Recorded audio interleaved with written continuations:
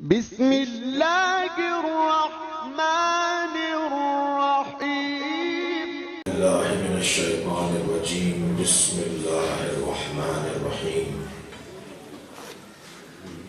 الحمد لله الذي لا يبلغ مدحته القائلون ولا يحصي نعماءه العادون ولا يعدي حقه المجتهدون الذي ليس لصفته حد محدود ولا نعت موجود ولا وقت معدود ولا أجل ممدود فطر الخلائق بقدرته ونشر الرياح برحمته. الصلاة والسلام على الرسول المسدد المصطفى الأمجد المحمود الأحمد سيدنا ومولانا ومولى الكونين جد الحسن والحسين وعلي والقاسم محمد.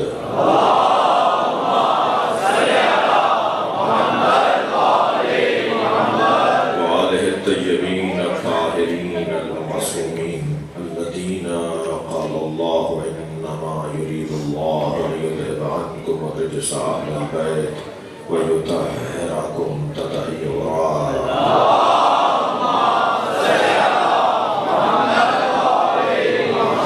ولعنة الله على أعدائهم أجمعين من يوم عداوتهم إلى قيام يوم الدين. أما بعد، قال الحكيم في قرآن الكريم: بسم الله الرحمن الرحيم. وجعلناهم أئمة يهدون بأمرنا وأوحينا لهم فعل الخيرات وإقام الصلاة وإيتاء الزكاة وكانوا لنا عابدين. صلوا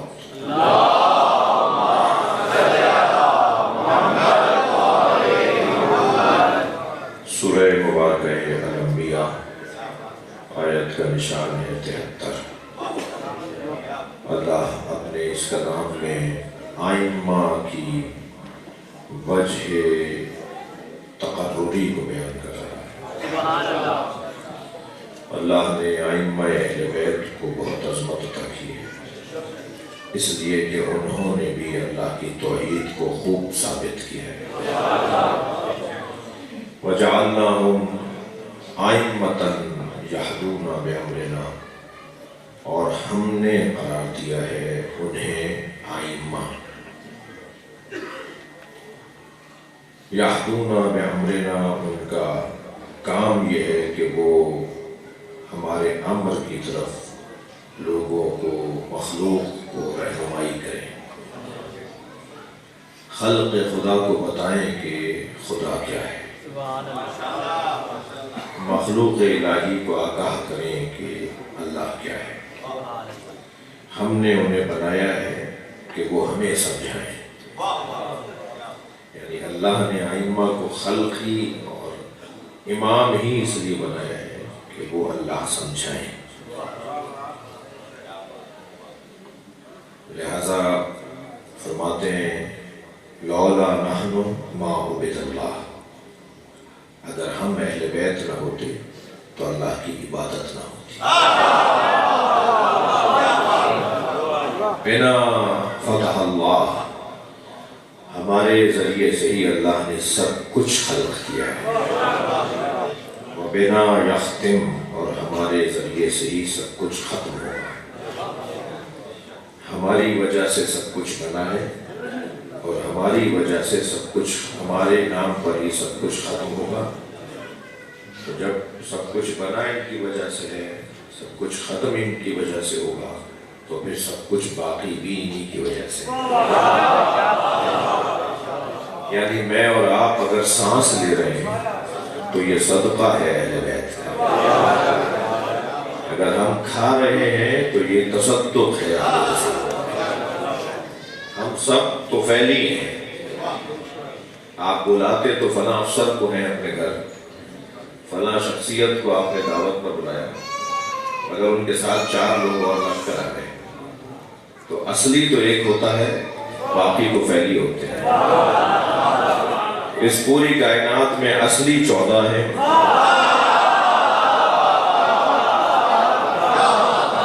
سب تو پھیلی ہے. ہاکی کی ٹیم کتنے پلیئر کی ہوتی ہے؟ کرکٹ کی البتہ باہر میں کو وہ غیبت میں رکھتے ہیں.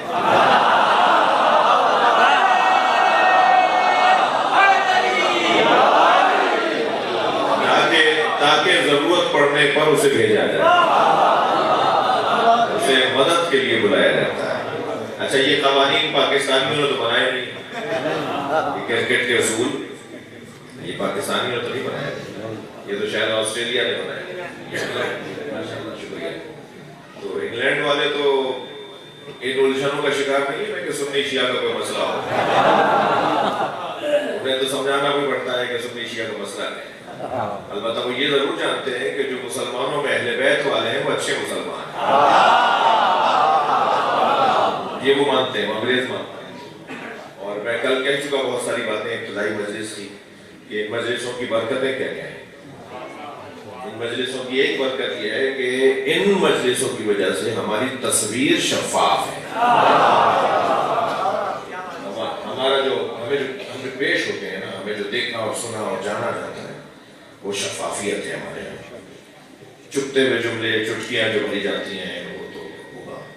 ایک صاحب پہ ایف آئی آر کری, کہنے لگے میں ملتان جا رہا ہوں. میں نے کہا جی ملتان کیوں جا رہے ہیں, وہ خالہ رہتی ہے. میں نے کہا جی کیوں, ذرا بتائیے وجہ کیا ہے. کہ وہ ایف آئی آر کری کچھ دن کے لیے جا رہا ہوں. تو میں نے کہا جی آپ کل شیعہ ہوئے, مجلس کرنے پہ کرتی ہے نا, مولا علی کے فضائل پڑھنے پہ کرتی ہے نا, مولا کے دشمن کو کچھ کہنے پر گھٹی ہے نا. تو کیا آپ کل شیعہ ہوئے؟ میں نے نہیں, ہم تو خاندانی شیعہ ہیں. بلکہ خاندانی ہوتے تو تم ایف آئی آروں پہ ڈرتے نہیں. ایسے بھائی اگر مولا علی کی وجہ سے کوئی ایف آئی آر کٹ رہی ہے تو اسے گلے میں ہار ڈال کے سارے شہر میں پھرو اور بتاؤ لوگوں کہ میں رجسٹرڈ مولائی ہوں. صلوات پڑھیں محمد و آلہ.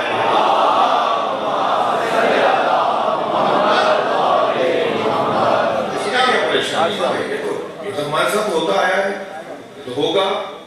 رکاوٹیں آئیں گی, پریشانی آئیں گی, وہ رنگ بدلیں گے, وہ طریقے بدلیں گے. علامہ اقبال کہتے ہیں حقیقت ابدی ہے مقام شبیری. جو ذمہ داری کا مقام ہے نا, شبیری مقام یعنی شبیری مقام یعنی ذمہ داری کا مقام, فرائض کی ادائیگی کا مقام. حسین نے ایسے فریضے ادا کیے کہ اب حضرت آدم بھی مقام شبیری پر ہے, حضرت نوح بھی مقام شبیری پر تھے. اگر کسی عہدے کی کوئی لاج رکھ لے نا, اگر کسی عہدے کی کوئی لاج رکھ لے تو پھر وہ عہدہ اس سے منسوب ہو جاتا ہے. اگرچہ وہ عہدہ اسے بعد میں ملا تھا, اس سے پہلے والوں کے پاس بھی تھا, مگر وہ پھر اس عہدے کو اس کے ساتھ منسوب کر لیا جاتا ہے. حضرت آدم, حضرت ابراہیم, حضرت نوح تو پہلے سے تھے, مگر مقام شبیری کو علامہ اقبال کو کہہ رہے ہیں کہ حقیقت ابدی ہے. شروع سے ایک مقام چلا رہا ہے جسے مقام شبیری کہتے ہیں, یہ ابد سے ایک مقام چلا رہا ہے جسے مقام شبیری کہتے ہیں. کیونکہ شبیر مولا نے اتنا اس مقام کی داج رکھی ہے کہ اب ہر وہ شخص کے جو اس مقام پر تھا وہ شبیر کا ہی کہلائے گا, چاہے وہ حضرت آدم ہو, حضرت نوح ہو, حضرت ابراہیم ہو. وہ پھر دوسرے مصر میں کہتے ہیں بدلتے رہتے ہیں انداز کوفی و شامی. مقام شبیر نہیں بدلتا, شبیر کے دشمن بدلتے ہیں. یہ حضرت ابراہیم کا دشمن کوئی اور تھا, حضرت نوح کا دشمن کوئی اور تھا. یہ دشمن بدلتے ہیں, شبیر نہیں بدلتے. مقام فرائض ادا کرنے والے تبدیل نہیں ہوتے. بھائی میں اور آپ جس دروازے پر بیٹھے ہیں نا, وہ دروازہ پیغام دیتا ہے کہ زمانے کو مڑ کر نہیں دیکھا کرو, موڑ کر دیکھا کرو. اپنے حالات میں, اپنے حق میں حالات کو تبدیل کرنا ہنر ہے. یہ کوئی ہنر نہیں ہے کہ حالات کے رخ پر چلے. ہوا کے دوش میں چلنے والے حسینی نہیں ہوتے. میں بار بار حسینی اور شبیریوں کی بات کر رہا ہوں, سنی شیعہ کی بات نہیں کر رہا. کتنا سمجھایا جائے, کتنی تکرار کی جائے. اسی مجلس میں کوئی 40% سنی تشریف فرما ہے, یا سن رہے ہیں یا آئے ہوئے ہیں. مجھے بھی رستے میں دو چاہنے کا کہ ہم سننے آئے ہیں.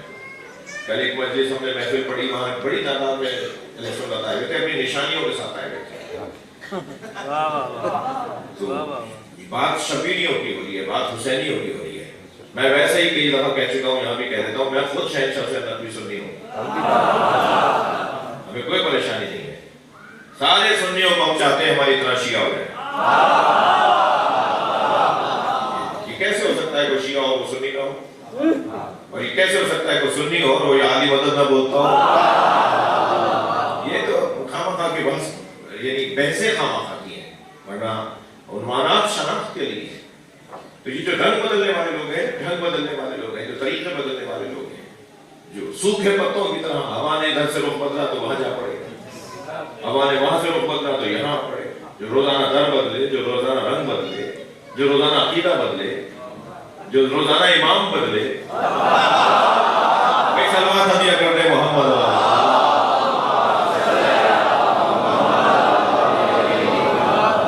ہر مجلس میں ایک دفعہ شیخ صاحب ستر کریں گے۔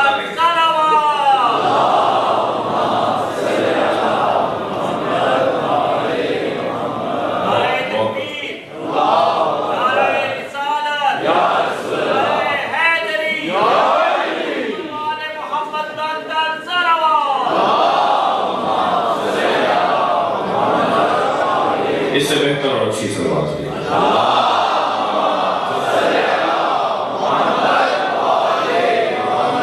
توجہ میرے ساتھ ہے۔ تو گفتگو یہ ہے کہ انہوں نے اللہ کی معرفت کروائی، انہوں نے بتایا ہے کہ اللہ کیا ہے، انہوں نے بتایا ہے کہ اللہ کیا ہے۔ جبریل تشریف فرما ہے، جبریل تشریف فرما ہے، سرکار نے پوچھا یا جبریل کم عمر، تمہاری عمر کتنی ہے؟ بیٹا میرے لال تمہاری عمر کتنی ہے؟ آپ کی نیشور بچہ جو بیٹا چشمہ بچہ 15 سال کے ہیں، آپ کی 10 سال کے ہیں۔ یہ ہمارے بچے جانتے ہیں، عمر بولتے ہیں۔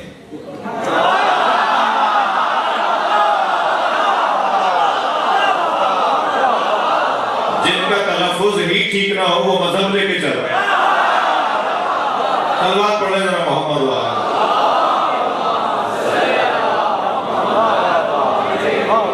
جو ہمارے بچوں سے مقابلہ نہیں کر سکتے وہ علماء سے کیا کریں گے؟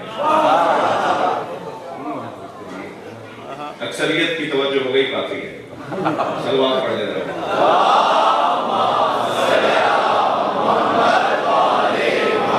یا جبریل کم عمرک، اے جبریل تمہاری عمر کتنی ہے؟ جبریل نے فرمایا یا رسول اللہ نجم یطلع من السماء بعد 70,000 سنہ، ایک ستارہ ہے جو آسمانوں پہ 70,000 سال بعد نکلتا ہے، میں نے اسے 70,000 دفعہ دیکھا ہے۔ میری عمر یہ ہے، ایک ستارہ 70,000 سال بعد نکلتا ہے اور میں نے اسے 70,000 سال 70,000 مرتبہ دیکھا ہے۔ فرمایا آج دیکھو گے تو پہچان جاؤ گے؟ فرمایا یا رسول اللہ میں نے اسے 70,000 دفعہ دیکھا ہے، ایک لمحے میں پہچانوں گا۔ بس ابھی یہاں تک بات پہنچی تھی کہ سامنے سے علی آئے۔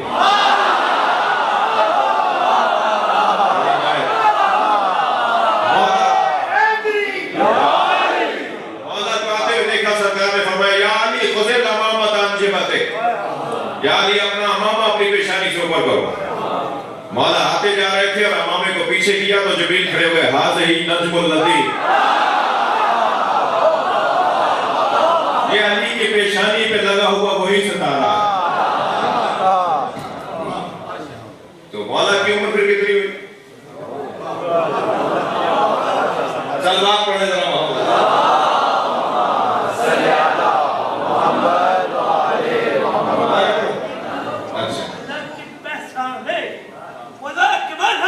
نعرہ لگائیے۔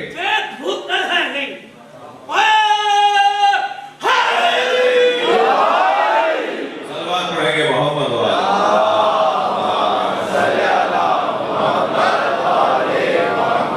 توجہ کر لیا آپ نے؟ نہیں 70,000 سال کے نہیں ہے مولا، اس لیے کہ تو جبریل نے کہا ہے میں نے ایک ستارہ 70,000 سال بعد نکلتا ہے، میں نے اسے 70,000 دفعہ دیکھا ہے، یہ نہیں بتایا اس کی عمر 70,000 سال ہے۔ جی تو مولا کی عمر کتنی ہوئی؟ آپ کون سمجھائے کیسے سمجھائے؟ ابھی ہمارے لائف مجلس سے تو نہیں چل رہے میرے بھائی، آپ کا مجھ پہ احسان ہے، اس لیے کہ جو بدہضمی کے شکار ہیں وہ لائیو دیکھیں گے تو پھر کیا ہوگا؟ جی جی نہیں، وہ پھر کسی اور کو بھی پہنچائیں گے، ماحول خراب ہوتا ہے۔ یہ اہل لوگوں کے لیے مجلس سے پڑھتے ہیں،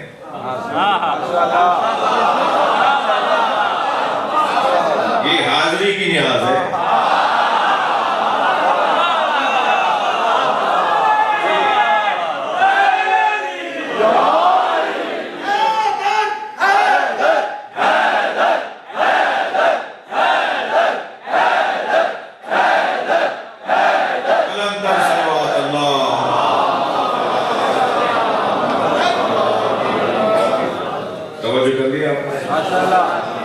بات مولا کی عمر میں 70,000 سال نہیں ہے، وہ تو جبریل نے بتایا اپنی عمر، علی کی عمر نہیں بتا رہے۔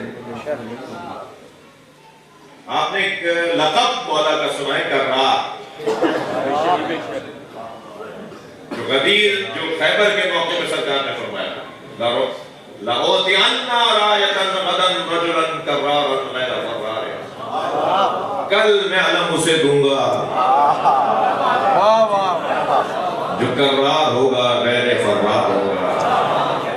اللہ اور اللہ کے رسول سے اسے محبت ہوگی، اور اللہ اور اللہ کا رسول اس سے محبت کرتا ہوگا۔ تو دوسرے دن مولا علی کو علم دیا، تو وہاں نبی نے کرار کی صفت سے مولا علی کو یاد کیا۔ تو ہمارے ذہن میں یہ آتا ہے کہ کرار یعنی جو میدان میں پلٹ پلٹ کر حملہ کرے، جو ڈٹ کر جم کر حملہ کرے۔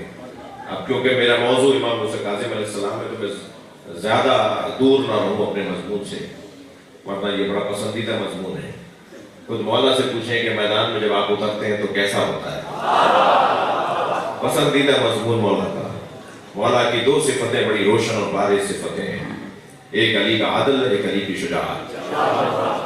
تو وہ شجاعت کے بارے میں جب حضرت سے پوچھا جاتا ہے، دل کر رہا ہے کہ 2 مثالیں دے دوں۔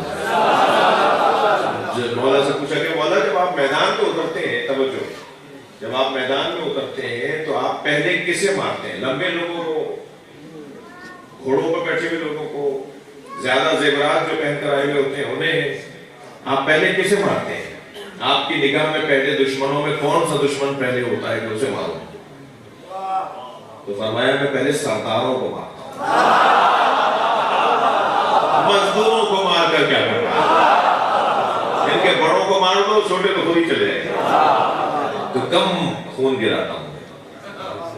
سلوات پڑھ لینا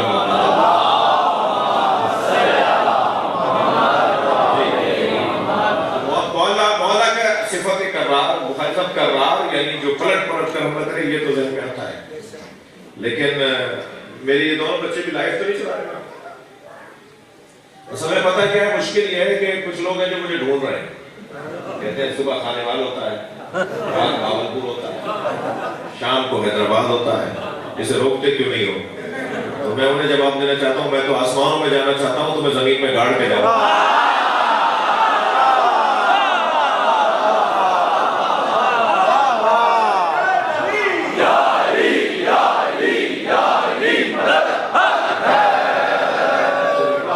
ہم نے کہا یہ لائف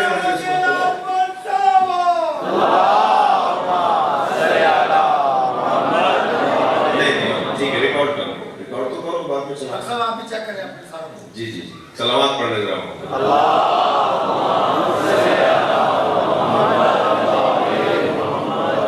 اور صرف اور بہت ساری وجوہات ہیں، اس لیے یہ ضرورت بھی ہے اور یہ نقصان دہ بھی ہے، تو مجموعی بات ہے اور بہت ساری باتیں ذہن میں اس لیے بات کر رہا ہوں۔ خوف اور ڈر کے لیے تو اللہ نے ہمیں بنایا ہی نہیں ہے، مسئلہ خوف کا نہیں ہے، مسئلہ ڈر ور کا نہیں ہے، مسئلہ حکمت اور دانائی کا ہے۔ مولا علی سے جب کسی نے کہا کہ مولا نے فرمایا آؤ، تو کہا جی مولا، حضرت نے فرمایا جب میں تم سے کہتا ہوں کہ میدان میں آؤ تو کہتے ہیں ہمیں مروانے لے جانا، اور جب میں کہتا ہوں کہ نہ جاؤ تو کہتے ہیں یہ موت سے ڈر رہے ہیں، جب بلاتا ہوں تو تم کہتے ہو ہمیں مروا رہے ہیں، جب نہیں کہتا ہوں کہ نہیں آؤ تو کہتے ہیں یہ موت سے ڈر رہے ہیں۔ کیا کیفیت ہے مولا کے درد کی؟ تو خوف اور ہے اور حکمت اور ہے۔ اللہ نے حکمتوں سے سرفراز رکھے۔ بات آگے بڑھے۔ کرار جو پلٹ پلٹ کر حملہ کرتا ہو، تو ایک میدان میں پلٹ کر حملہ کرنے والے کو کرار کہتے ہیں یا نہیں؟ نہیں، ایک وجود جو ہر میدان میں پلٹتا ہو، دقیق بحث ہے، ایک سنگین گفتگو ہے جو میں کرنے جا رہا ہوں۔ قرآن میں اللہ نے انبیاء کی مدد کی ہے روح القدس کے ذریعے۔ قرآن میں آیت وَأَيَّدْنَاهُ بِرُوحِ الْقُدُسِ وَأَيَّدْتُكَ بِرُوحِ الْقُدُسِ، دونوں آیت۔ ہم نے اے عیسیٰ تمہیں روح القدس کے ذریعے سے مدد پہنچائی۔ فرمایا انبیاء کرام، ایسا دیکھیں قرآن فارمولوں کی کتاب ہے، سارے نبیوں کا ذکر نہیں کرے گا۔ 1,24,000 نبیوں کے تو نام بھی اس نے نازل نہیں کیے۔ 1,24,000 میں سے صرف 24 کے نام قرآن میں آئے جی۔ ایک نبی سے متعلق اگر وہ اصولوں کو بیان کر دے گا تو یہی فارمولہ ہے، ہر نبی کے ساتھ یہی ہوا ہے جی۔ حضرت عیسیٰ سے متعلق اگر قرآن کہہ رہا ہے کہ مثلا وہ ماں کی گود میں بات کرتے تھے، تو پھر اب یہ نہیں کہ یہ بھی بتائے کہ ابراہیم بھی بات کر سکتے ہیں، عیسیٰ بھی، موسیٰ بھی بات کر سکتے ہیں۔ ایک نبی کا مقام بیان ہو گیا، سارے نبیوں کا ایسا ہی ہے، ٹھیک ہے۔ ہم نے روح القدس کے ذریعے سے، بیٹھ جاؤ، ہم نے روح القدس کے ذریعے سے تمہاری مدد کی ہے۔ ہم نے روح القدس کے ذریعے سے تمہاری مدد کی ہے، یہ حضرت عیسیٰ سے متعلق بات ہے۔ تو انبیاء کرام کی اللہ مدد کرتا ہے روح القدس کے ذریعے سے جی۔ انبیاء کی مدد اللہ روح القدس کے ذریعے سے کرتا ہے۔ جو اچھل کر کہتے ہیں نا کہ صرف اللہ سے مدد مانگو، انہیں ذرا سمجھنے کی ضرورت ہے۔ اللہ کا انکار کرنے والا کافر ہے، اللہ جیسا ماننے والا مشرک ہے، اور کسی کو بھی نہ ماننے والا ملحد ہے۔ تم یا علی مدد سے تو منکر ہو، جب توجہ، تم یا علی مدد کو تم کتابی شرک ہو رہا ہے، یہ کفر ہو رہا ہے، مگر مجھے بتاؤ روح القدس کون ہے؟ قرآن نے جسے روح القدس کہا ہے وہ اللہ نہیں ہے، اس لیے کہ اللہ اس کے ذریعے سے مدد کر رہا ہے۔ روح القدس جبریل بھی نہیں ہے، اس لیے کہ روح القدس ملک نہیں ہے، اور جبریل ملک ہے۔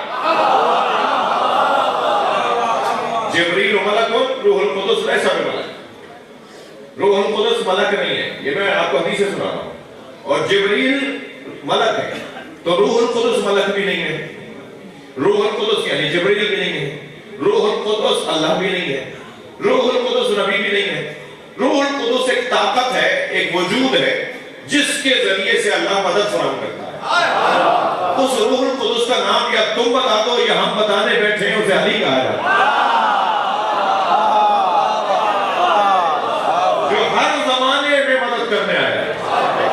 بس جو ہر زمانے میں مدد کرنے آئے اسی کو تکرار کی وجہ سے کرار کہا جاتا ہے۔ صلوات پڑھیں مولا کی ذات پر۔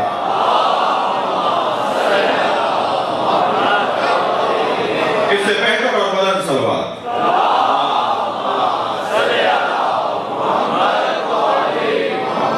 اللہ نے انہیں بنایا ہے وَجَعَلْنَاهُمْ أَئِمَّةً يَهْدُونَ بِأَمْرِنَا، اور ہم نے انہیں قرار دیا ہے، ہم نے انہیں مقرر کیا ہے، ہم نے انہیں بنایا ہے۔ تقرری ہماری ہے، بنانا ہمارا ہے۔ ایک لفظ خلق کا استعمال ہوتا ہے قرآن میں،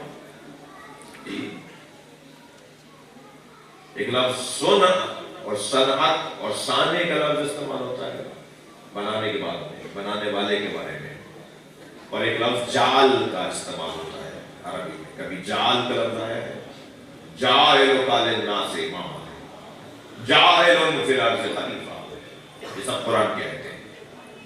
اچھا احسان کیا اس نے، اگر صرف اس نے جاعل کے صیغے کے ساتھ، لفظ کے ساتھ صرف امام کا لفظ استعمال کیا ہوگا نا، تو کہتے ہیں کہ امام اللہ بناتا ہے، خلیفہ ہم بنا سکتے ہیں۔ لیکن قرآن میں اس نے لفظ خلیفہ بھی استعمال کر کے کہا یہ بھی میں بناتا ہوں۔ صلوات پڑھیں ذرا نبی کی ذات پر۔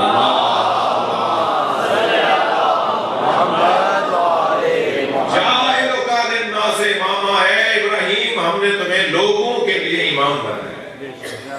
اچھا کیا حضرت ابراہیم کی امامت جانوروں کے لیے نہیں تھی، پودوں پتھروں کے لیے نہیں تھی، فرشتوں کے لیے نہیں تھی؟ پھر اللہ نے ناس کا لفظ کو استعمال کیا ہے اس لیے کہ فضیلت لوگوں پر امام بننے میں ہے۔ جو لوگوں کا امام ہے خود بخود وہ لوگوں سے، انسانوں سے جو کمتر مخلوق ہے اس کا خود بخود امام ہے۔ لیکن خلیفہ کے بارے میں جب بات کی تو اس نے یہ نہیں کہا انی جاعل فی الارض خلیفہ، اے آدم میں تمہیں زمین میں زمین پر آدم کو خلیفہ بنا، حضرت آدم سے متعلق آیا آدم کو زمین پر اللہ خلیفہ بناتے ہوئے کہہ رہا ہے کہ میں زمین پر انی جاعل فی الارض خلیفہ، میں زمین پر خلیفہ بنا رہا ہوں۔ زمین پر کیوں؟ کیا مریخ پر خلیفہ نہیں ہے اللہ کا؟ سیاروں خلاؤں میں فضاؤں میں اللہ کا کوئی خلیفہ نہیں ہے؟ آسمان پر کیا ہوگا؟ عرش پر کیا ہوگا؟ جی اور جو جگہیں ہیں وہاں پر اللہ کا کوئی خلیفہ نہیں ہے؟ نہیں۔ زمین کیونکہ سارے سیاروں سے اور سارے مقامات سے افضل جگہ ہے، تو زمین کا خلیفہ بن گیا تو خود بخود ہر جگہ کا وہ خلیفہ ہے۔ میں ان بچوں اور جوانوں کو سمجھانے کے لیے کہہ رہا ہوں کہ جیسے دار الخلافہ ہوتا ہے، دار الخلافہ کو دار الخلافہ کہتے ہیں اس لیے جو مرکز ہوتا ہے، جو پوری مملکت کو چلانے کا شہر ہوتا ہے۔ صدر مملکت وزیر اعظم دار الخلافہ پہ بیٹھتا ہے، یعنی اگر صدر اسلام آباد میں بیٹھا ہوا ہے تو اسلام آباد کا صدر نہیں ہے، وہ پورے ملک کا صدر ہے، مگر وہ رہتا ہے اسلام آباد میں، وہ بیٹھتا ہے اسلام آباد میں۔ حضرت آدم کو اللہ نے زمین پر بٹھایا ہے اس لیے کہ زمین پوری کائنات کے لیے دار الخلافہ ہے، تو زمین کا خلیفہ بنا دیا، خود بخود مریخ اور خود بخود زحل، نصرت، عطارد، سارے جتنے بھی سیارے ہیں ان سب کا وہ حاکم ہے، جہاں چاہے گا جائے گا، جہاں چاہے وہ اپنے اختیارات کو استعمال کرے۔ تو لفظ خلیفہ یا لفظ امام یہ بھی اللہ کا کام ہے، اللہ بنانے والا ہے، اللہ کا کام ہے بنانا، اللہ کا کام بنانا ہے، ہمارا کام ماننا ہے، ہمارا کام بنانا نہیں ہے۔ لہذا اس نے جس نے بنایا ہے پھر اس نے یہ بھی بتایا کہ تمہیں ان کے ساتھ کیا کرنا ہے، بنایا میں نے تو کیا مطلب ہے، اسے صرف احترام کرنا ہے، گردنیں جھکانی ہے، صرف تعظیم کرنی ہے، نہیں کچھ اور بھی کرنا ہے، ماننا بھی ہے، ان کی بات کو بھی ماننا ہے۔ لہذا ارشاد ہوا یا ایھا الذین آمنوا اتقوا اللہ وابتغوا الیہ الوسیلہ وجاہدوا فی سبیلہ لعلکم تفلحون۔ اے صاحبان ایمان، تقوی پروردگار اختیار کرو اور وسیلے کو تلاش کرو۔ مومنوں کو کہا جا رہا ہے متقی ہو جاؤ، اور متقیوں سے کہا جا رہا ہے کہ وسیلے کو تلاش کرو۔ آپ دل چھوٹا نہیں کیا کریں جو وسیلے کو نہیں مانتے، اس لیے کہ وسیلے کو ماننے کے لیے تقوی ضروری ہے، اور تقوی اس سے اچھا کیا ہوگا، جو علی کو مانتا ہو وہی تو متقی ہے۔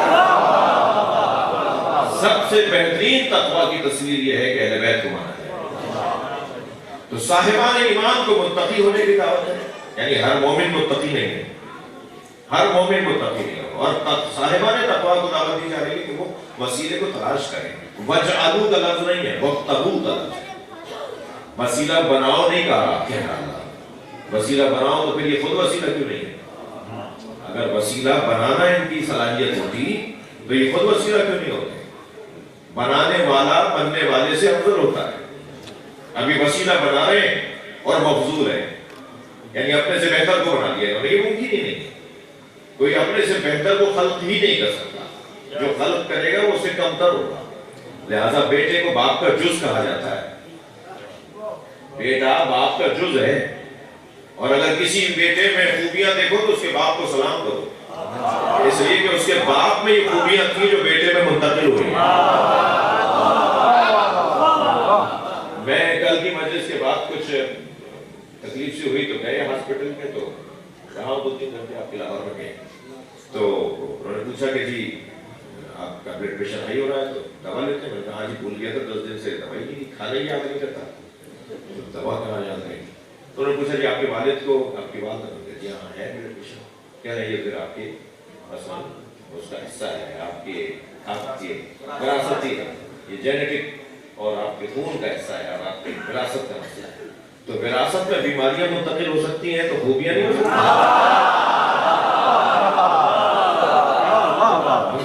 یہ تو ڈاکٹر پوچھ رہا ہے کہ جی شوگر کیوں ہے، آپ کے والد کو تھی، آپ کے دادا کو، آپ کہاں جی ہے؟ تو کہہ رہے ہیں تو پھر آئے گی، نسل میں آئے گی۔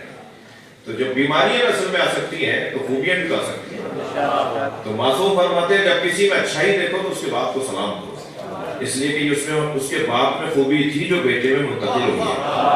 توجہ چاہوں گا عزیزان گرامی، ابو طالب کو کافر کہنے والے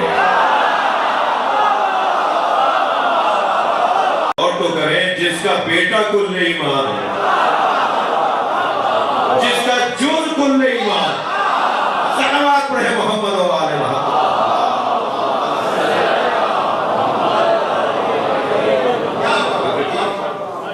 بنانا اللہ کا کام ہے، ہمارا کام ماننا ہے، ہمارا کام بنانا نہیں۔ ہم بنا سکتے ہی نہیں ہے، بنائیں گے تو اپنے سے کمتر کو بنائیں گے۔ یہ کیسے ممکن ہے کہ بزدل شجاع کو بنا لے؟ یہ کیسے ممکن ہے کہ کنجوس سخی کو بنا لے؟ وہاں سخاوت ہوگی تو پھر سخاوت پڑے گی۔ اللہ نے ہمیں کہا ہے وَابْتَغُوا إِلَيْهِ الْوَسِيلَةَ، وسیلہ تلاش کرو، وسیلہ ہے تلاش کرو۔ وَجَاهِدُوا فِي سَبِيلِهِ، اور اللہ کی راہ میں جہاد کرو، یعنی مومن متقی ہو جائے، متقی وسیلے کو تلاش کرے، وسیلے کو تلاش کرے، اور وسیلہ تلاش ہو جائے تو پھر اللہ کی راہ میں جہاد کرے، اور جو جہاد کرے گا وہی فلاح پا جائے گا۔ جی، جو جہاد کرے گا وہی فلاح پا جائے گا۔ تو ایمان، تقوی، توجہ، ایمان، تقوی، وسیلے کی تلاش، پھر جہاد، وسیلے کی تلاش اور پھر جہاد۔ اچھا، جہاد کون کر پائے گا؟ جو وسیلے کو تلاش کر چکا ہے، ورنہ اگر ان کے بغیر کوئی جہاد کرے گا، ان کے بغیر اگر کوئی جہاد کرے گا تو وہ فساد کرے گا، جہاد نہیں کرے گا۔ توجہ میں طرف رہے جی، میرے بالکل میرے ساتھ ہے نا یہ دعا، ماشاءاللہ۔ آپ کو تو تکلیف نہیں ہو رہی ہوگی؟ نعرہ تکبیر،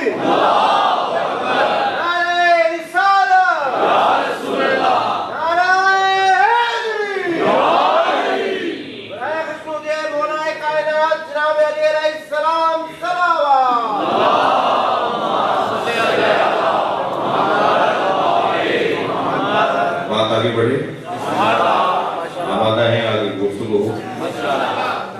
میں ایک نقطے کو سوچ رہا ہوں، سمجھ چاہ رہا ہوں کہ منتقل ہو پائے، اللہ کرے، وہ ہے ایمان کے بعد تک توجہ، ایمان کے بعد تقوی، ایمان کے بعد تقوی، تقوی کے بعد ابتغاء وسیلہ، وسیلے کو تلاش کرنا۔ متقی ہی وسیلے کو تلاش کرتا ہے۔ تقوی نشانی ہے، تقوی زینہ ہے، رستہ ہے وسیلے تک پہنچنے کا۔ جو متقی نہیں ہوگا وسیلہ تلاش نہیں کر پائے گا۔ ارشاد ہو رہا ہے وَمَن يُعَظِّمْ شَعَائِرَ اللَّهِ، اسی مطلب کیا ہے وَمَن يُعَظِّمْ شَعَائِرَ اللَّهِ، اور جس نے اللہ کی نشانیوں کی تعظیم کی، فَإِنَّهَا مِن تَقْوَى الْقُلُوبِ، وہی قلبی تقوی رکھنے والا ہے، تقوی قلبی رکھنے والا ہے۔ تو تقوی تعظیم کے ساتھ جڑا ہوا ہے۔ تقوی کسی کو بڑا ماننے سے جڑا ہوا ہے۔ کسی کو عظیم مانو گے تو متقی ہونے کی نشانی ثابت ہوگی، کسی کو نہ ماننا ہنر نہیں ہے۔ بعض لوگ اس کو اپنے لیے فضیلت سمجھتے ہیں، ہم کسی کو نہیں مانتے۔ جو تم کسی کو نہیں مانتے تو قرآن تو اسے پسند نہیں کرنا۔ قرآن تو کہہ رہا ہے کہ متقیوں کو مانو۔ قرآن سورہ مبارکہ حجرات میں قاعدہ دے رہا ہے اِنَّ أَكْرَمَكُمْ عِندَ اللَّهِ أَتْقَاكُمْ، تم میں زیادہ مکرم وہ ہے جو زیادہ متقی ہے۔ تو تقوی کی بنیاد پر تکریم کرنی ہے، کپڑوں کی بنیاد پر نہیں، گاڑیوں کی بنیاد پر نہیں، جی بنگلوں کی بنیاد پر نہیں، اور ہرگز یہ بھی نہیں کہا جا رہا کہ اچھے کپڑے پہننے والے اور بڑی گاڑیوں والوں کی بے احترامی کی جائے۔ احترام مگر اس بنیاد پہ نہیں ہونا کہ اس کے پاس گاڑی بڑی ہے، اس کے پاس مکان اچھا ہے۔ تقوی کی بنیاد پر تکریم ہے۔ تقوی اختیار کرو، پھر اس کے بعد وسیلے کو تلاش کرو۔ تو تقوی کی پہلے زمین آمادہ ہو، پھر اہل بیت تک پہنچو۔ اہل بیت تک پہنچنے کے لیے جو زمین بنانی ہے، جو آمادگی کرنی ہے، جو تیاری کرنی ہے، وہ تقوی کی تیاری ہے۔ جی ایک مرتبہ ہوتا ہے کہ مجھے معاف کیجیے گا تھوڑا سا سخت لفظ کہنے جا رہا ہوں کہ ایک مرتبہ یہ ہوتا ہے کہ انسان کسی اچھے منظر کو دیکھ کر رک جاتا ہے اور کھڑے ہو کر اسے دیکھ رہا ہوتا ہے، محسوس ہو رہا ہوتا ہے۔ اہل بیت کے فضائل سننے والے بھی دو طرح کے، کچھ وہ ہیں جو اچھا منظر دیکھ کے رکے ہوئے، اور کچھ وہ ہیں جو اس منظر کا حصہ بننا چاہتے ہیں، اس دائرے میں داخل ہونا چاہتے ہیں۔ صلوات پڑھے ذرا محمد وآلہ۔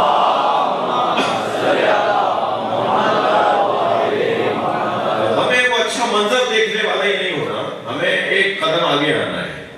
البتہ ان کی بھی فضیلت ہے کہ کم سے کم اچھا منظر دیکھو، منظر تو اچھا نظر آتا ہے، وہ بھی فضیلت والے ہیں۔ ہماری مثال، ہم میں سے اکثر کی مثال تو مجھے معاف کیجیے گا ایسی ہے کہ جیسے سمندر کے کنارے کھڑے ہو کر سمندر کی تعریف کی جا رہی ہو.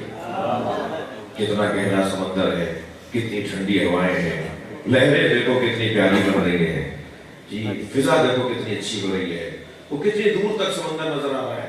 سورج ڈوبنے کے وقت تو کہا جاتا ہے سمندر میں سورج ڈوب رہا ہے جی. یہ سمندر کو دیکھ دیکھ کر تعریفیں کر رہا ہے. اسے کیا پتا کہ سمندر کی گہرائی کتنی ہے، اس میں کیا کیا نعمتیں پوشیدہ ہیں، اس میں اترنے کے لیے کتنی طاقت چاہیے، اس سے واپس آنے کے لیے اور زیادہ طاقت چاہیے. اترنا پھر آسان ہے، واپس آنا بہت مشکل ہے. ابھی فرما رہے تھے بخاری صاحب کے، میں شعر بھی کہہ دیتا ہوں. تو پچھلے دنوں ایک نعت کے اندر چند شعروں میں سے ایک شعر اسی مطلب کا ہوا. تو اس میں میں نے عرض کیا تھا کہ ساحل عشق پہ رک جانے سے حاصل کیا ہے، ساحل عشق پہ رک جانے سے حاصل کیا ہے، ڈوب کر پار اترنے کا ہنر پیدا ہے.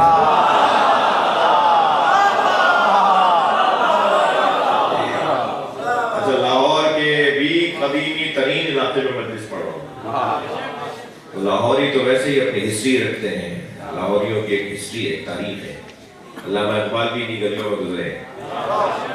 تو اقبال کے لہجے میں بات کر رہا ہوں. سرمے طور لگا دیدہ تر پیدا تھا. سننا چاہ رہے ہیں؟ سرمے طور لگا دیدہ تر پیدا کر، شوق دیدار اگر ہے تو نظر پیدا کر. شوق دیدار اگر ہے تو نظر پیدا کر، اور زینہ منبر شبیر سے بڑھ کر کیا ہے. ایک صاحب کہنے لگے کہ انہوں نے جو فلاں ان سے ملے ہیں اور یہ ملے ہیں، اس سے تو انہیں کوئی سینیٹر بننا ہے، انہیں کوئی جو ہے وہ اسلامی نظریاتی کونسل کا چیئرمین بننا ہے. تو میں انہیں بھی جواب دے رہا ہوں، کسی صدر اور وزیر اعظم کے محل کے اندر اتنی اونچی کرسی نہیں ہے.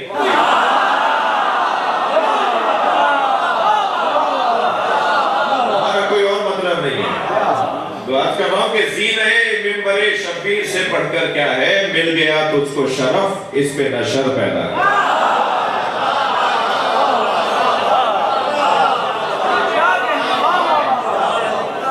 اور ان کے احسان پہ بخاری صاحب، ان کے احسان پہ احسان چلے آتے ہیں، ان کے احسان پہ احسان چلے آتے ہیں. اپنی الفت میں بھی انداز دیگر پیدا ہے. اور تنہا رہنے کا تجھے شوق ہے مسلم کیوں کر، تنہا رہنے کا تجھے شوق ہے مسلم کیوں کر، شارع عام پہ چل یار سفر پیدا کر.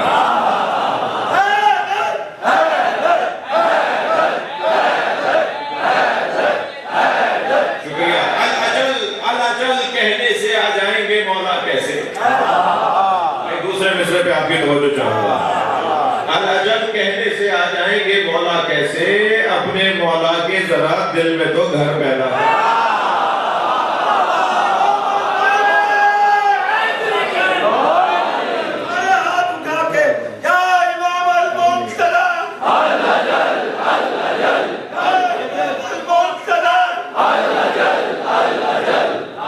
صلوات پڑھیں گے وہاں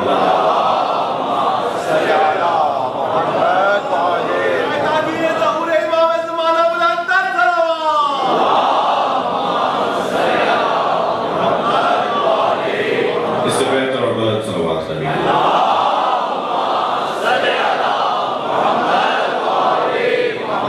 تو یہ کیفیت ہے کہ سمندر کی تعریف ہو رہی ہے، سمندر ایسا ہے، سمندر ویسا ہے، لیکن سمندر میں اترنا اور پھر اس سے باہر آ جانا یہ ہر ایک کا کام نہیں ہے. اس کے لیے سلمان جیسی طاقت چاہیے. اس سمندر ولایت علی میں اترنے والا ایک سلمان ہے جو سالم گیا اور سالم آیا. ورنہ بہت سارے لوگ تو اتر نہیں پاتے، اتر جائیں تو واپس نہیں آتے. اس سمندر میں اترنے والے زیادہ تر کہیں اور جا کے نکلے ہیں. لہذا اور اچھا سمندر کے کنارے کھڑے ہو کر تعریف ہے. ہمیں جو اس وقت ہم جو فضائل پڑھتے ہیں یا پڑھنا چاہیے یا پڑھتے ہیں وہ ایسے ہی جیسے سمندر کی تعریف ہو رہی ہے. مگر افسوس کی بات یہ ہے کہ بہت سے لوگوں کو سمندر کے کنارے کھڑے ہو کر بھی بیماری لگ جاتی ہے. وہاں سے وہ شفا یاب نہیں لوٹتے بلکہ بیمار ہو کے لوٹتے ہیں. انہیں وضو کی بیماری لگتی ہے، انہیں تقصیر کی بیماری لگتی ہے، انہیں گمراہی کی بیماری لگ جاتی ہے. تو آمادگی پہلے کرنی ہوگی، تب جا کر۔ تو دو طرح کے لوگ ہیں اہل بیت کو دیکھنے والے، ایک اچھے منظر کو دیکھ کر تماشا دیکھنے والے، اچھا منظر تو ہے، اور ایک وہ جو اس اچھے منظر کا حصہ بننا چاہتے ہیں۔ البتہ جو وہ آ کر دیکھ رہے ہوں گے انہیں میں سے لوگ آئیں گے جو اندر آئیں گے۔ تو وہ جو دیکھنے والے لوگ ہیں، جو شوق سے جمع ہو رہے ہیں کسی اچھی چیز کو سن کر دیکھ کر، ان پر بھی کام کرنے کی ضرورت ہے کہ دعوت دی جائے، خود بھی ہم اس قابل ہوں کہ کسی کو بلا سکیں، اس دائرے میں داخل کر سکیں۔ تو بات یہ ہے کہ یہ گھرانہ، یہ قبیلہ جس سے میں اور آپ جس کے مرید ہوئے بیٹھے ہیں، اور ہمارا دل نہیں بھرتا، بلکہ یہ سمندر کے پانی کی طرح پیاس ہے کہ جتنا اس کا گھونٹ لیتے ہیں اتنی پیاس بھڑکنے لگتی ہے، بار بار دل کرتا ہے اور بتاؤ اور بتاؤ اور سناؤ۔ بہت ساری غذاؤں سے پیٹ بھر جاتا ہے مگر ولایت علی کے ذکر سے پیٹ نہیں بھرتا، فضائل اہل بیت کے ذکر سے من نہیں بھرتا، دل کرتا ہے اور بات ہو۔ میرے مولا امام موسیٰ کاظم علیہ السلام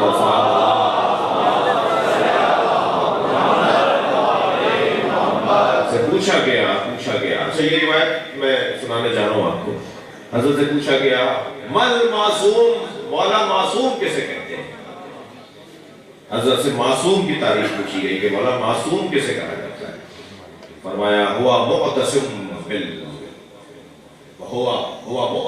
بحبل اللہ، معصوم اسے کہتے ہیں جو حبل اللہ سے مضبوطی کے ساتھ جڑا ہوا، جی جو حبل اللہ سے مضبوطی کے ساتھ جڑا ہوا، اور اتنا مضبوط ہو گیا ہو کہ لا یفترقان، وہ حبل اللہ اور یہ معصوم ایک دوسرے سے علیحدہ نہ ہو، اتنا پختہ ان کا آپس میں اتصال ہو کہ یہ ایک دوسرے سے علیحدہ ہونے والے نہ ہو۔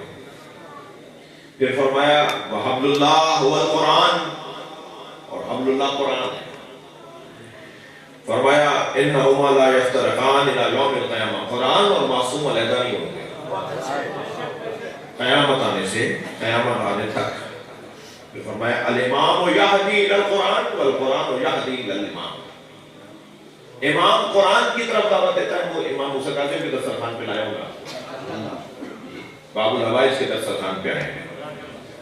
الامام یہدی الی القرآن، امام قرآن کی طرف دعوت دیتا ہے، والقرآن یہدی الی الامام، اور قرآن امام کی طرف دعوت دیتے ہیں۔ وذالک قول اللہ، اور یہی وہ قول ہے ان ھذا القرآن یہدی للتی ہی اقوم، قرآن کا کام ہے کہ وہ اقوام کی طرف ہدایت کرے۔ الاقوام هو الامام، قرآن امام کی طرف رہنمائی کرتا ہے اور امام قرآن کی طرف رہنمائی کرتا ہے۔ اسی مطلب کو جو امام موسیٰ کاظم بیان فرما رہے کہ امام معصوم کسے کہا جاتا ہے؟ معصوم جو قرآن سے ایسا جڑا ہوا ہو کہ وہ اور قرآن کو علیحدہ نہ ہو، اور اتنا اتصال گہرا ہو کہ اگر مسائل نہیں پڑھ رہا لیکن بات مصیبت کی بھی ہے، اتنا قرآن کے ساتھ معصوم کا تعلق گہرا ہو کہ اگر اس کا تن اور سر جدا کر دیا جائے تو اس کا سر کٹنے کے بعد بھی قرآن پڑھے، یعنی وہ خود قرآن ہے، وہ خود قرآن ہو جائے، اتنا قرآن سے اس کا تعلق ہو کہ وہ خود قرآن ہو، وہ قرآن ہو قرآن وہ۔ آپ لوہے کے ٹکڑے کو آگ میں ڈال دیجئے، کچھ دیر تک تو لوہا لوہا نظر آتا رہے گا، کچھ دیر کے بعد آپ کو فرق محسوس نہیں ہوگا کہ لوہا کہاں ہے اور آگ کہاں ہے، وہ ایک ہو جائے گا، وہ ایک نہیں ہے مگر ایک ہے، وہ لوہا علیحدہ ہے اور آگ علیحدہ ہے مگر ایک ہو گیا ہے، اس لیے کہ اس کا اتصال گہرا ہو گیا ہے۔ میرے اور آپ کے بس کی بات نہیں ہے کہ ہم یہ طے کر پائے، لہذا پوچھا معصوم سے مولا آپ اللہ سے جڑے ہوئے ہیں یا اللہ سے علیحدہ ہیں؟ فرمایا ہم اللہ نہیں ہیں اور اللہ سے جدا بھی نہیں ہیں۔ صلوات پڑھ لینا محمد وعلیہ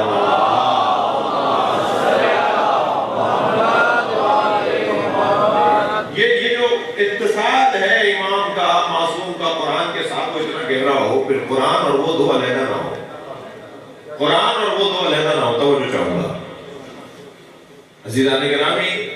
قرآن پر اگر آپ مفاتیح الجنان کو رکھ دیں، قرآن کے اوپر اگر آپ مثال اپنی ڈائری رکھ دیں تو آپ کی مذمت ہوگی، لیکن قرآن پہ قرآن رکھ دیں کوئی کچھ نہیں کہے گا، اس لیے قرآن پہ رکھا ہوا ہے۔ سمجھ میں نہیں آ رہا نبی کے دوست پہ علی بیٹھے ہیں؟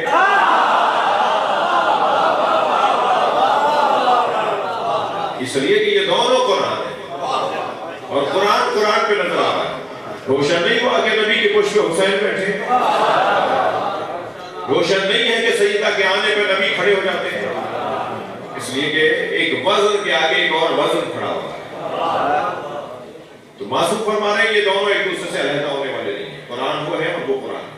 اور اس حد تک اتصال ہے کہ جو یہ کہہ دے وہ قرآن ہے اور جو قرآن کہے وہ یہ کہہ دے. جی تشریف فرما ہے قرآن کی آیات کے اوپر گفتگو ہو رہی ہے. مشکل آیات قرآن مجید میں کچھ ہیں. آیات مشکل ہیں کچھ قرآن میں جن کو سمجھنا ان کی تفسیر کرنا مشکل ہے. آیات متشابہات بھی ہیں, مشکل آیات بھی ہیں. روزہ رکھا, متوکل کی ماں ہے کہ میرا بچہ ٹھیک ہو جائے. منت مانگی کہ اگر ٹھیک ہو گیا تو میں 80 چیزوں کا ایک سلوات پڑھ رہے ہیں محمد.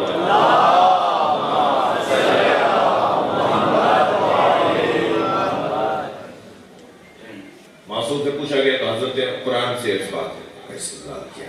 تو پہلا نقطہ تو یہ روشن ہوا کہ امام یعنی قرآن اور قرآن یعنی امام یہ ایک دوسرے سے علیحدہ ہونے والے نہیں ہیں. قرآن دیکھتا چاہوں گا کچھ کہنے جا رہا ہوں. قرآن نازل شدہ ہے جو ہمارے پاس ہے. نبی پر قرآن نازل ہوا ہے. میں اس وقت اوپر بیٹھا ہوں بلا تشریح, نیچے اتروں گا تو کہیں گے یہ قرآن بھی کہیں گے کہ نازل ہو رہے ہیں. نزول کہتے ہیں اترنے, صعود کہتے ہیں چڑھنے. صعود الطائرات عربی میں جب وہ ایئرپورٹس کے اوپر اناؤنسمنٹ سنتے ہیں تو وہ کہتے ہیں کہ طیارہ اڑ رہا ہے. صعود حبوط الطائرات, جو ہے جہاز ہے وہ اتر رہا ہے. حبوط کہتے ہیں اترنے کو, نزول کہتے ہیں اترنے کو, صعود کہتے ہیں چڑھنے کو, اڑنے کو, عروج کہتے ہیں چڑھنے کو. عروج معراج, عروج یعنی چڑھائی اور صعود یعنی چڑھائی اور حبوط یا نزول یعنی اترائی. قرآن نازل ہوا ہے یعنی کہیں تھا آیا ہے. وہ جو کہیں تھا آیا ہے تو وہاں بھی ہے اور یہاں بھی ہے. وہاں جو ہے اسے کتاب مکنون قرآن کہہ رہا ہے. ایک کتاب ہے, ایک جگہ ہے جہاں قرآن مکنون ہے. لا یمسہ الا المطہرون, اور اسے سوائے صاحبان طہارت کے کوئی بس نہیں کر سکتا. اور جو قرآن اترا ہے وہ نبی مکرم کے قلب مبارک پر اترا ہے. اور یہ قرآن جو اترا ہے یہ کیسے اترا ہے, اس کا زینہ کیا بنا ہے, اس کا روٹ کیا بنا ہے. اس کے روٹ کو لفظ کہا ہے, الفاظ. یہ الفاظ کے زینے سے آیا ہے, لغت کے زینے سے اترا ہے. آپ قرآن مجید کے جو الفاظ ہیں وہی حروف دانشی کے الفاظ ہیں. والی بات آئی ہے, یہ اس کے اندر نکلا ہے. الف ظرف ہے, ٹھیک ہے, چاہے اس کے آپ 50 معنی کریں مگر 50 میں محدود ہے. بے ظرف ہے, چاہے اس کے آپ 25 معنی کریں مگر ان 25 معنی میں محدود ہے. ٹھیک ہے, جبکہ علم الہی تو محدود نہیں ہے. علم الہی تو محدود نہیں ہے, چاہے آپ 50 معنی کریں مگر محدود کر دیا. علم الہی تو محدود ہے. وہ جب قرآن لفظوں کی صورت میں اتر رہا ہے تو محدود ہو کر اتر رہا ہے. یہ محدود قرآن برداشت نہیں ہو پاتا پہاڑوں کا. لو انزلنا هذا القرآن على جبل, اگر ہم نے اس قرآن کو جبل پہاڑ پر اتارا ہوتا, لرأيته خاشعا متصدعا من خشية الله, تو تم دیکھتے کہ پہاڑ اس نزول قرآن کی وجہ سے ریزہ ریزہ ہو جاتا. جو الفاظ کی صورت میں اگر قرآن اترے تو پہاڑ برداشت نہ کر پائے. وہ قلب مصطفیٰ کتنا سنگین ہے کہ نبی کے قلب پر قرآن اتر رہا ہے اور سرکار کا قلب مبارک اسے لے رہا ہے. بھائی معاف کیجئے گا, آپ نے صرف بچوں کو سمجھانے کے لیے ہر روڈ کے اوپر ہر سواری کی چل دی. اگر بڑی سواری آپ کسی روڈ پر بھی لے آئے تو روڈ بٹھا دے گی. آپ پھر شکایتیں کریں گے صاحب اس گاڑی کو یہاں لانے کی ضرورت نہیں تھی, اس نے تو رستہ ہی خراب کر دیا. جہاز ہر رن وے پر نہیں اترتا. جتنا سنگین سواری ہے اتنا ہی نیچے اترنے کی جگہ بھی مضبوط بنانی ہوگی. قرآن سنگین وجود ہے, قرآن سنگین وجود ہے. یہ پہاڑ پر کو توڑ دے گا. اب وہ جو وجود اللہ نے بنایا ہے اسے مصطفیٰ کہا جاتا ہے. تو بس اس وزنی سے زیادہ سنگین یہ وجود ہونا چاہیے جس پہ قرآن اتر رہا ہو. تھکے ہوئے نہیں ہیں آپ. علامہ اقبال نے اپنے علامہ اقبال سے ان کے والد نے کہا بیٹا یہ کیا پڑھ رہے ہو؟ آپ قرآن پڑھ رہا ہو. انہوں نے کہا قرآن پڑھ رہے ہو تو سمجھ میں نہیں آئے گا تمہیں. کیا مطلب ہے؟ قرآن تو حکم دے رہا ہے کہ اسے پڑھو, اسے سمجھو, تدبر کرو. کہا نہیں, قرآن اترا ہے قلب مصطفیٰ پر. پہلے قلب مصطفیٰ میں جگہ بناؤ تاکہ قرآن سمجھ جائے.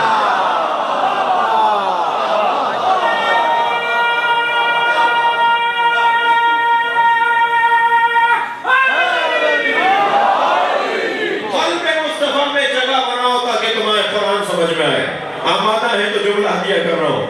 میری اب تک کی گفتگو کا بیت کا جملہ ہے یہ, قلب مصطفیٰ میں جگہ بناؤ تاکہ تمہیں قرآن سمجھ میں آئے. اور قلب مصطفیٰ میں جگہ بنتی ہے فاطمہ کو راضی کرنے سے.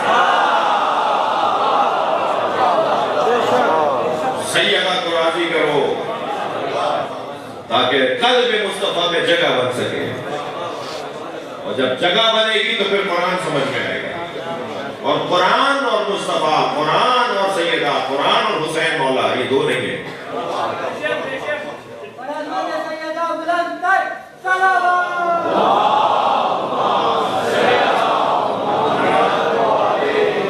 قرآن کہہ رہا ہے وَجَعَلْنَهُمْ أَئِمَّةً يَهْدُونَ بِأَمْرِنَا. ہم نے انہیں امام بنایا. امام موسیٰ کاظم کی بات ہو رہی. ہم نے انہیں امام بنایا ہے تاکہ یہ ہماری جانب ہدایت کریں. یہ اللہ کی جانب ہدایت کرنے والے لوگ ہیں.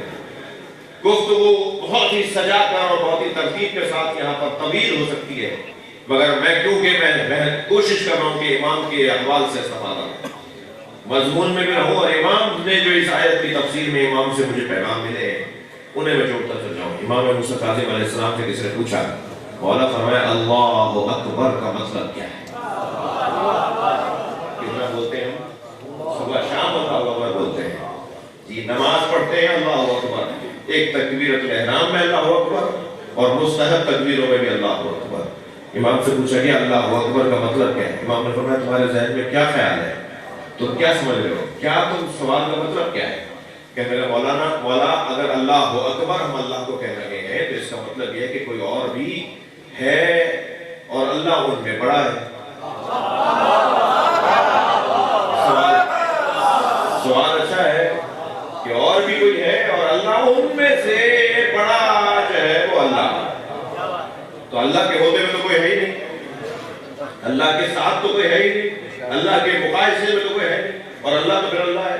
علی مولا کہہ رہے ہیں ہمارے برابر میں کسی کو نہ بٹھاؤ.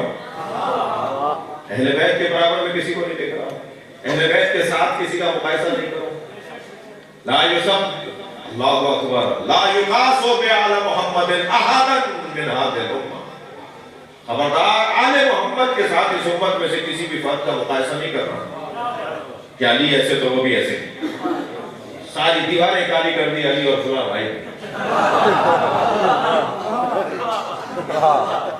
جنہیں قافیہ ملانا نہ آتا ہو. علی اور فلاں بھائی بھائی نہیں ہے, علی اور نبی بھائی بھائی. صلوات پڑھنے کے محمد آواز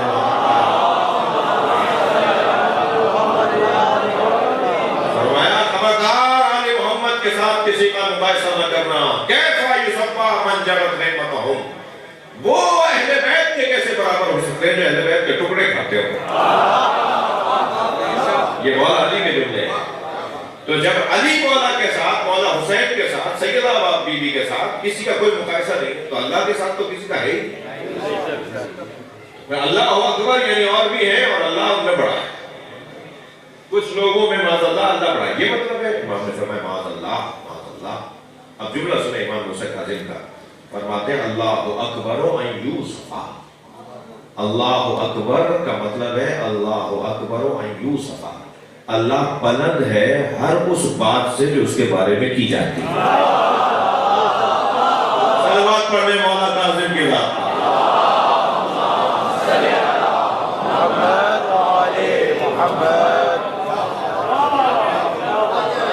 اللہ بلند ہے ہر اس لفظ سے, ہر اس بیان سے جو اس کے بارے میں دیا جاتا ہے. اللہ اکبر ان یوسف. جو کچھ اس کے بارے میں کہہ رہے ہیں اس سے بھی بڑا ہے. یہ مطلب ہے اللہ اکبر کا.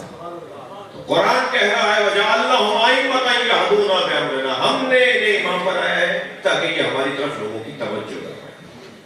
یہ آئے ہیں لوگوں کی توجہ کروانے کے لیے. عزیزان گرامی، بات پھر کل آگے بڑھے گی. 1-2 سال نہیں، جس نے ابدیت کی 14 سال معراج کی ہو. یہ قید خانہ نہیں ہے بلکہ ابدیت کی معراج. میرے مولا 14 سال تک معراج ابدیت پڑھے. درندے بھوکے شیر بھیجے گئے یہ سوچ کر کہ شیر انہیں بھاڑ دیں گے، مگر بھوکے کئی دن بھوکا رکھا شیروں کو، ایک قطرہ خون بھی چڑھ جاتے. لیکن جیسے ہی انہیں حضرت پہ چھوڑا گیا، دور سے کھڑے لوگوں نے دیکھا کہ وہ پیروں کا بوسہ دے رہے ہیں، امام کے پیروں کو چاٹ رہے ہیں، اپنے سر امام کے پیروں میں رکھ کر امام کے پیروں کو بوسہ دے رہے ہیں، اور امام ان کے اوپر اپنا شفقت کا ہاتھ رکھ رہے ہیں. واپس آ گئے کہ خاتون کو بھیجا گیا، خوبرو خاتون کو بھیجا گیا. وہ گئی تو سنور کر تھی، واپس آئی ہے توبہ کرتی ہوئی، اور کہا یوسف زہرا نے مجھے ہدایت دی ہے، معافی مانگ لی، توبہ کر لی، آئندہ یہ کام ہی نہیں کروں گی. پوچھا بھائی کیا ہوا؟ تمہیں تو بھیجا تھا کہ انہیں اپنی طرف راغب کرو. جب میں ان کے سامنے گئی تو انہوں نے مجھے کہا ذرا دائیں دیکھو، 1000 برابر مجھ سے زیادہ حسین حوریں کھڑی تھی.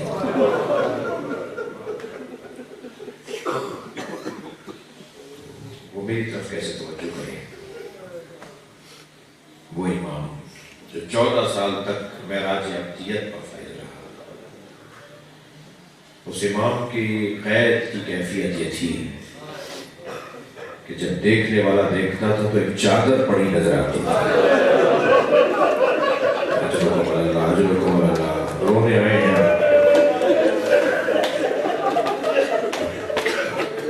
حضرت آبا سے ابھی ایک بھائی نے کہا کہ کل آپ نے مجلس میں اسیروں کا ذکر کیا تھا.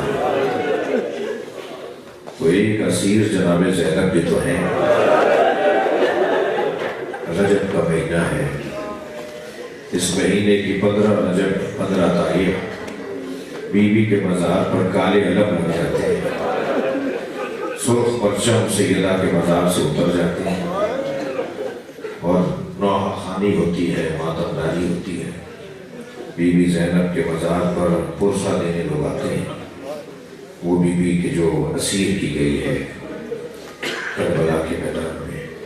چلیے کچھ دیر کے لیے اس بیوی کی اسارت پہ غور کریں. رونگٹے کھڑے ہو جاتے ہیں، وجود کانپنے لگتا ہے.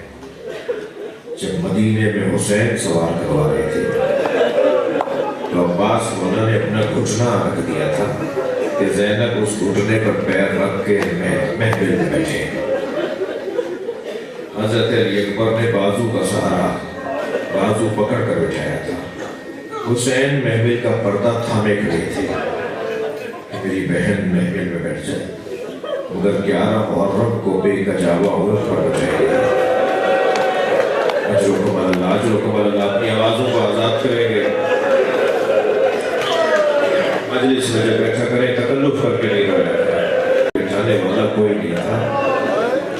اللہ آپ کو جناب زینب کی زیارت کا شرف عطا کرے. جب آپ جائیں گے تو 3رے صفحے پر، زیارت نامے کے 3رے صفحے پر ایک جملہ لکھا ہے، سلام ہو اس بیوی پر جسے 11 محرم کو اونٹ پر بٹھایا جانا. تو وہ نہر کی طرف رخ کر کے کہہ رہی تھی عباس تم نے مجھے مدینے میں سوال کروایا تھا، آج زینب کو سوال کروانے والا کوئی نہیں ہے. حضرتارو اگر معرفت کی نگاہوں سے دیکھا جائے تو عباس کا لاشا کانپ رہا ہے. لاشے سے گویا آواز آ رہی تھی بی بی امر الہی ہے، مشیت پروردگار ہے۔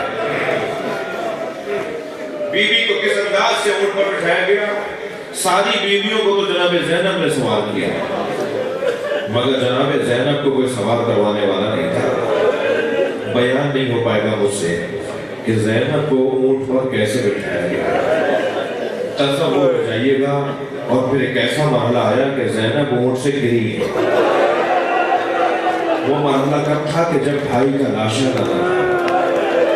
اجرکم اللہ، آپ کو اللہ کسی پر نہ اڑائے۔ حسین کا لاشا دیکھا تو جناب زینب نے خود کو اونٹ سے گرا دیا۔ کچھ دیر تصور کیجئے، بلا تشبیہ میرے ماں باپ جناب زینب کی جوتیوں پہ قربان، جوتیوں میں لگی ہوئی خاک پر قربان، ہماری نسل سیدہ کی جوتیوں کی خاک پر قربان۔ ہماری حیثیت کیا ہے، ہمیں ہے کون؟ اگر اس ممبر سے میں گر جاؤں، وہاں سے وہ جوان اٹھے گا، میرا سہارا دے گا، وہاں سے وہ بھائی کہیں گے مولانا چوٹ تو نہیں لگی، کوئی میرا ماما سنبھال کے مجھے دے گا، کوئی مجھے تسلی دے گا، حوصلہ دے گا۔ علی کی بیٹی گر گئی، کوئی سہارا دینے والا نہیں تھا، اور علی کی بیٹی گر کر بھائی کے لاشے میں پہنچی۔ اور گرنے کا ایک سبب یہ لکھا ہے کہ امام سجاد کی روح پرواز کر رہی ہوتی۔ جناب زینب نے احساس کیا کہ اگر میں نے اتنی تاخیر کی کہ اونٹ بیٹھے تو کہیں ایسا نہ ہو میں زین العابدین سے محروم ہو جاؤں۔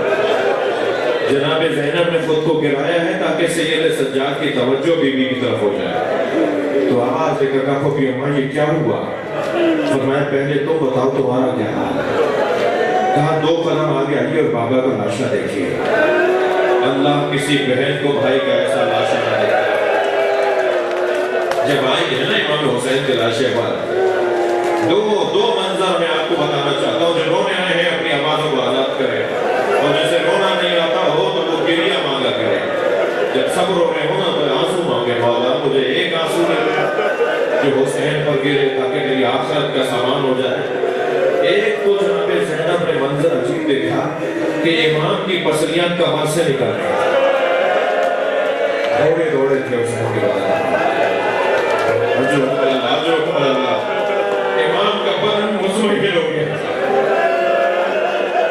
ایک اور منظر دیکھ کر زینب کی چیخ نکلی ہے، اور وہ منظر کیا ہے؟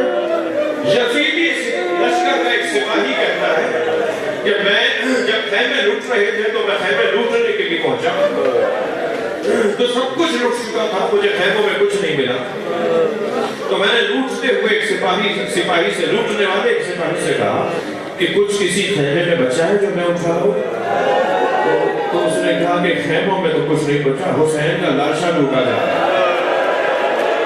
سخت مسائل پر میں جا رہا ہوں، اللہ کرے مجھ سے بیان ہو جائے۔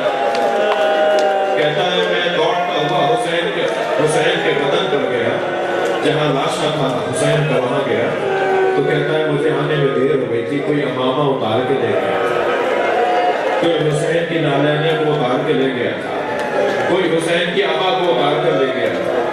کہتا ہے حسین کے بدن پہ کچھ نہیں بچا تھا سوائے ایک پھٹے ہوئے کرتے، ایک پھٹا ہوا کرتا تھا جو جگہ جگہ سے چاک ہوا تھا۔ میں نے غور سے اسے دیکھا، ظالم کہتا ہے میں نے دیکھا تو مجھے اندازہ ہوا اس کرتے کی تو کوئی قیمت نہیں گئی۔ کہتا ہے میں حسین کا لاشا چھوڑ کر جا رہا تھا کہ میری توجہ ہوئی کہ حسین نے اس کرتے کو روکنے کے لیے، اس پیرہن کو روکنے کے لیے کمر میں پٹکا باندھا، تو میں نے سوچا اس پٹکے کی قیمت مل جائے گی۔ کہتا ہے میں بیٹھ گیا حسین کے سر بریدہ لاشے کے بعد، میں نے دیکھا کہ حسین نے 2 گراہیں لگائی ہوئی، پٹکے کو 2 گراہوں سے باندھا ہوا ہے۔ کہتا ہے میں نے بیٹھ کر گرہ کھولنا چاہی تو حسین کا ہاتھ اٹھنا چاہیے، حسین کا ہاتھ اٹھا اور گرہ بنا گیا۔